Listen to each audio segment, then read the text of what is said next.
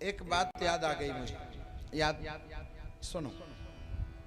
एक गांव में एक व्यक्ति था, बड़ा साहूकार था, जिसका बहुत परचम फैला हुआ था। और उस साहूकार ने क्या किया, वो कभी जीवन में दान नहीं करता था, कभी नहीं। उसके द्वारे पर कोई भिक्षुक भी आ जाए तो वो भगा देता था। ध्यान से सुनना, भिक्षुक भी आ जाए तो वो भगा देता था, बोले जाओ यहां से। एक व्यक्ति, एक महात्मा बड़ा जिद्दी था। गांव वालों ने, सब जगह वो महात्मा जाता था, तो गांव वालों ने कहा कि बोले जो साहूकार है उसके यहां जाओगे कुछ देगा नहीं। महात्मा जी ने कहा मैं इससे लेकर रहूंगा। महात्मा जी ने क्या कहा, मैं इससे लेकर रहूंगा। गांव वालों ने कहा महाराज आज तक इसके द्वारे से कोई साधु लेकर कुछ नहीं गया, मुझे नहीं लगता कि आप कुछ लेकर जाओगे। अच्छा, बोले ठीक है देख लेना। महात्मा बैठ गया द्वारे पर जाकर। सेठ जी बाहर निकल कर, अब गांव वाले तमाशा देख रहे थे कि होगा क्या। सेठ जी बाहर निकल कर आए। महात्मा जी ने कहा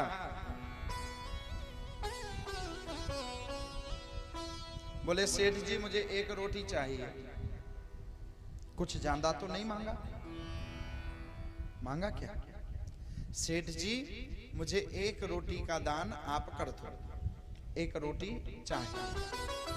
सेठ जी ने कहा एक खड़ा हो यहां से, मेरे द्वारे पर बैठ गए, नहीं मिलेगी, जा यहां से। पर वो भिक्षुक नहीं गया, वह नहीं गया।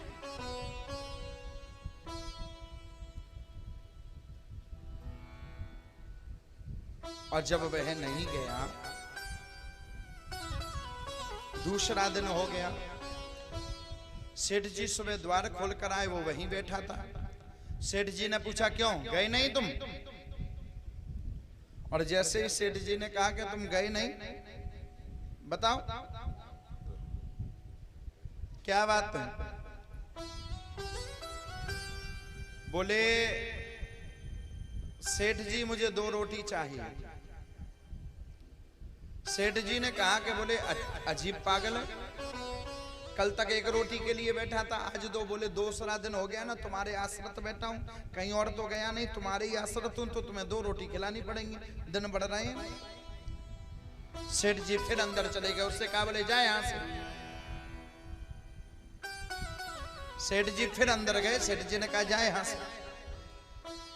तीसरा दिन हुआ, सेठ जी फिर निकल कर आए और गांव वाले हंसने लगे। गांव वाले कह रहे महात्मा जी मान जाओ, ये बड़ा हठी है, बड़ा जिद्दी है, ये कभी किसी को दान नहीं करता, तो मैं क्या दान करेगा? बोले अगर मैं भी महात्मा अच्छा नहीं, कैसे दान नहीं निकलवाया? अच्छा, बोले हाँ देख लेंगे। तीसरा दिन हो गया, सेठ जी फिर बाहर निकल कर आए। क्यों, क्या बात है? बोले महाराज 3 रोटी चाहिए। अरे तेरा तो ब्याज की तरह पैसा बढ़ा, पहले 1 रोटी मांगी, दूसरे दिन दूसरी, तीसरे दिन, तू जिंदगी भर बैठेगा तो जाने कितना मांगेगा। नहीं, जाए यहां से। महात्मा जी चौथा दिन हुआ, गांव वालों ने कहा कि ले लिया दान। महात्मा जी ने कहा कल ये देगा और इससे कई गुना ज्यादा देगा। अच्छा, बोले देखेंगे। सब उत्सुक थे देखने के लिए। अब उस सेठ जी के घर उस दिन उसके लड़के को पक्का करने वाले आ रहे थे। द्वारे पर भिखारी बैठा था, वो जाने का नाम ना ले। इतने में क्या हुआ कि सेठ के रिश्तेदार आए लड़के को पक्का करने, और द्वारे पर उतरे। और सेठ जी उस भिखारी से कह रहे थे क्यों जाता नहीं है, जाए यहां से। सेठ जी 4 रोटी चाहिए। अब सेठ जी ने सोचा कि बोले रिश्तेदार द्वारे पर आए, और रिश्तेदार आए हैं तो कहीं ऐसा ना हो कि सगाई लौट जाए। और मेरे व्यवहार को देखकर सेठ जी ने कहा बता क्या चाहिए, क्या चाहिए तेरे को? सेठ जी मुझे अब 4 रोटी नहीं चाहिए, तो क्या चाहिए? अब सेठ जी के रिश्तेदार भी बगल से खड़े हो गए, क्या बात है महाराज, हम तो तुम जैसा रिश्तेदार पाकर धन्य हो गए, इतने धर्मात्मा हो तुम। और सेठ जी मनी मन सोचा कि अब क्या बताऊं।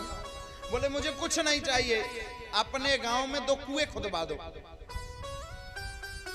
सेठ जी कुछ कह पाते कि उसके रिश्तेदार ने कहा कि साहब मैं तो तुम जैसा समधी पाकर अब मुझे ना घर देखना है ना कुछ देखना है, मैं तो तुम जैसा समधी पाकर धन्य हो गया, चलो इस काम में मैं भी आपका सहयोग करूं। अब सेठ जी को ना चाहते हुए करना पड़ा, अन्यथा सगाई लौट जाएगी, कोई करेगा नहीं व्यवहार के कारण।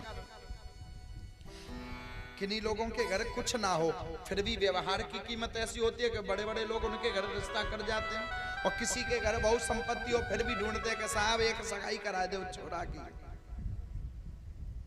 एक सगाई हो जाए बस, जैसा तैसा कोई ढूंढ ढकोड़ के ले आए। और कई लोगों के व्यवहार पर कच्चे मकान हो फूटे मकान हो तो हो जाती है। कहने का अभिप्राय है अपनी व्यवहार की संपदा से आप बहुत कुछ कमा सकते हैं। उसने कहा कि बोले अरे मैं भी आपका योगदान है, अब मैं 2-3 दिन यहीं रहूंगा, मेरे समधी तो बड़े परोपकारी निकले। गांव वाले झूठ कहते थे कि उनका व्यवहार ऐसा है, अरे मैं तो आंखों सामने देखा है।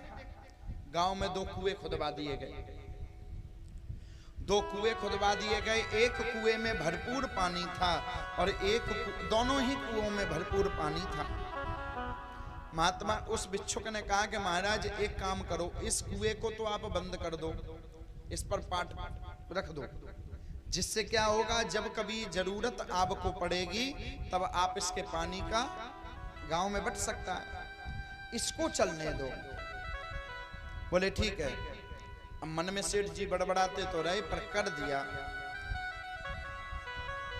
उसने कहा मैं 10 वर्ष बाद आऊंगा। 10 वर्ष में सेठ जी के यहाँ पुत्र के पुत्र भी हो गया था, बहुत कुछ बदलाव हो गया था। एक दिन वो महात्मा फिर आया और सेठ जी के द्वारे पर जाकर उसने 10 वर्ष बाद आवाज लगाई, सेठ जी। सेठ जी तो समझ चुके थे, हाँ क्या बात है। बोले मैं वही भिक्षुक हूं जो 4 रोटी लेने के लिए आपके द्वारे पर बैठा था। अरे मैं तुझे कैसे भूल सकता हूं। बोले सेठ जी पूरे गांव को इकट्ठा किया कि वही महात्मा आया है लौटकर, और सेठ जी को लेकर गए, सारे ग्रामवासियों को एकत्रित कर कर कहा, बोले ये देखो क्या सेठ जी ये वही कुएं हैं? बोले बिल्कुल वही कुएं हैं। इस कुएं में से नित्य पूरा गांव पानी पी रहा है 10 वर्ष से, फिर भी ये यों की त्यों हैं। और सेठ जी जिसको बंद करके रख दिया गया था, क्या सोचा था कभी समय आएगा अवसर आएगा तब से देखेंगे, जरूरत पड़ेगी। जैसे ही उसके पाटों को खोला गया वो कुआं सूख चुका था। सेठ जी ने कहा इसमें तो एक चिड़िया पानी भरने ले गई, इसमें से कौन ले गया? एक चिड़िया तक ने पानी नहीं पिया। गांव वालों की बात अलग है, फिर ये कैसे सूख गया? और जिस दिन हमारे घर में से दान धर्म बंद हो जाए वो घर सूख जाता है। महाराज अच्छे अच्छे राजाओं की संपदा जहां पर सर्प बैठकर पहरा दे रहे हैं, वही राजा बन गए सर्प। इतनी संपत्ति भी मत कमाओ कि तुम्हें सर्प बनकर आना पड़े, और इतनी कम भी ना रह जाए कि स्वाभिमान गिर जाए। इतना रहे कि मैं भी भूखा ना रहूं और साधु ना भूखा जाए। मेरे मालिक मेरे राघव इतनी कृपा करना कि मैं भी भूखा ना रहूं और साधु ना भूखा जाए। जब भी कोई धर्म का कार्य हो तो मैं आगे आकर सेवा करने में, योगदान में आगे खड़ा हूं, और मेरा परिवार भी भली भांति चलता रहे। बस इतनी कृपा मुझ पर करना, बस इतनी कृपा मुझ पर करना। तो कुछ समझ आया? कहने का अभिप्राय क्या था? धर्म जब करते रहोगे तो निश्चित पार उतरते रहोगे, और जिस दिन धर्म करना बंद हो गया उस दिन तुम्हें विचित्र स्थितियां घेर लेंगी, घेर लेंगी।